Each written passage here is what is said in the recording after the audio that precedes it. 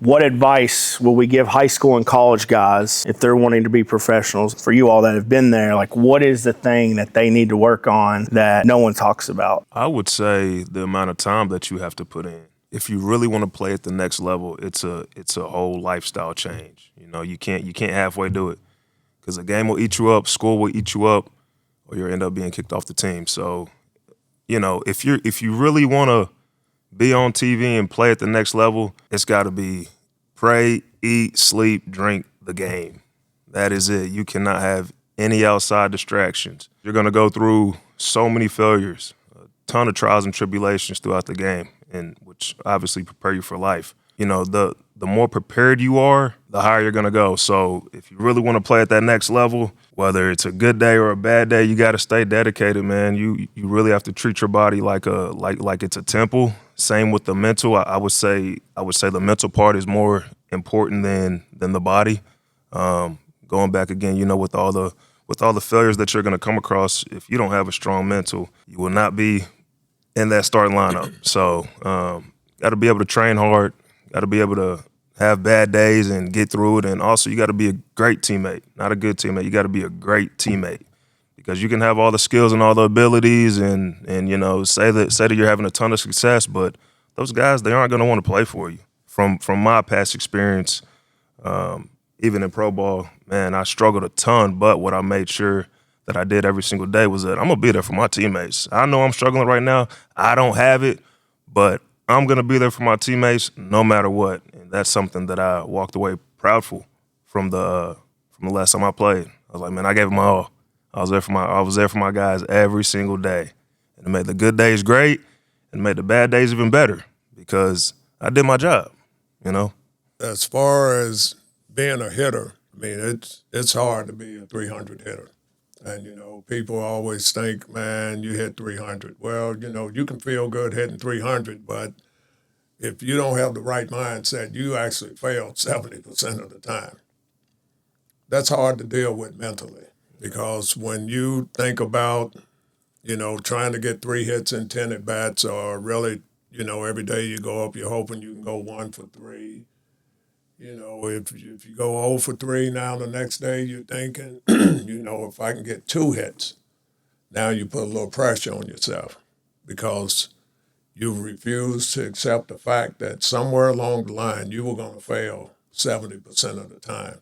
So you don't look at that 0 for 3 as part of that 70%. You're like, oh, man, I was 0 for 3. Well, you were going to be 0 for 3 somewhere in there. If you're going to get 3 hits out of 10, you know, there's going to be some 7s in there, you know. And when you look at it that way, you have to have a strong mindset to know that, you know, if you go up, you're on time, and you give it a good at-bat, try to swing at strikes, then that's what you have to accept. But a lot of times guys get themselves out, and nobody wants to accept that fact. In my 42 years of professional baseball, I don't know how many times I saw guys, I even did it myself. I can't blame them.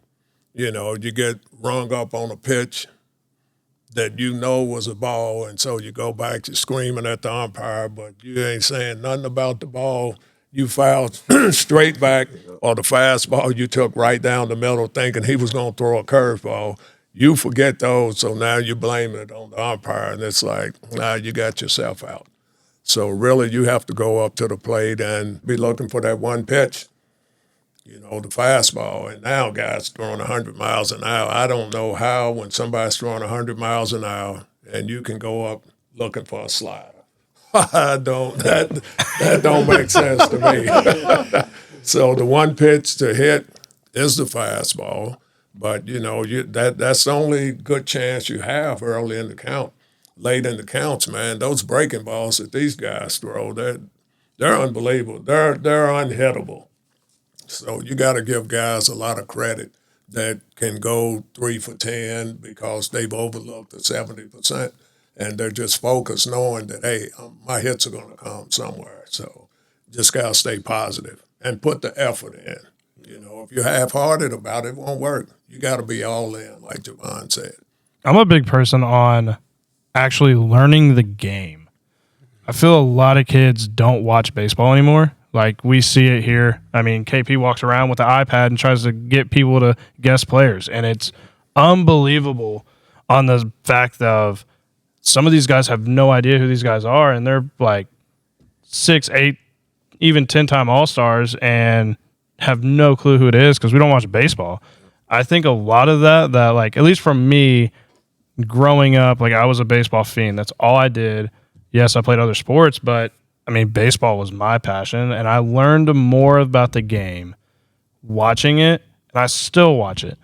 And watching other people play the game at a higher level, and I take what they get, and I kind of disperse that in at least our teaching here from the hitting side, watching MLB breakdowns from D-Row and a bunch of other guys on there, and just like simple things. But you learn by watching the game. At least in my mind, I feel like that's the best way to learn and grow as a player and better yourself is by watching baseball at the highest level. Yep.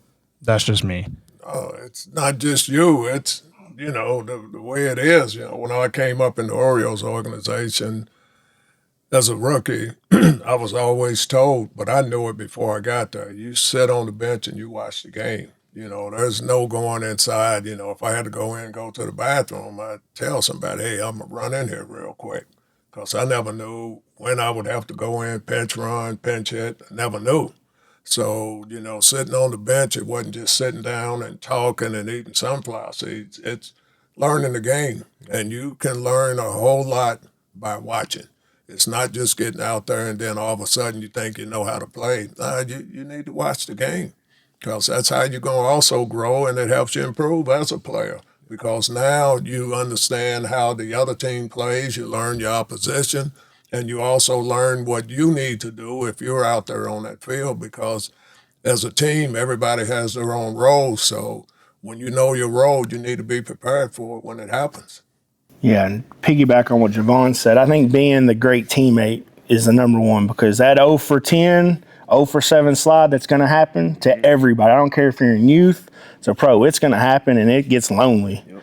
And if you're not a good teammate, more than lonely. If you're not a good teammate to have people, I mean, they're not even going to care about you. If you didn't care about them, they're not going to help you. No. So you need those guys around you because I see it now with high school guys that everything, if they get out, they're pissed. They go to the corner, and it's about them. Mm-hmm. But man, they need them teammates because they're not going to like you. They're not going to be with you if you're not going to cheer them on, especially when you're doing bad. Right. And then the parents, like being that support, it's already hard enough on those kids, on the guys. Everyone's going to struggle. It's just the name of the game. And I promise you, as a player, and we've all dealt with it, we know when we haven't done well.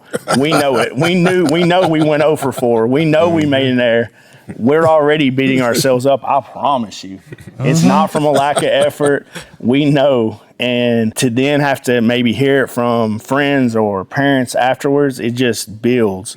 Be a positive influence because I promise you players do care and it does affect them and they don't need to hear it from other people. Like I'm looking at my old stats from college right now. My last 9 games, and you love this, Ashley. My last 9 games, 33 at bats, I had 2 hits. Oh yeah. So you did good.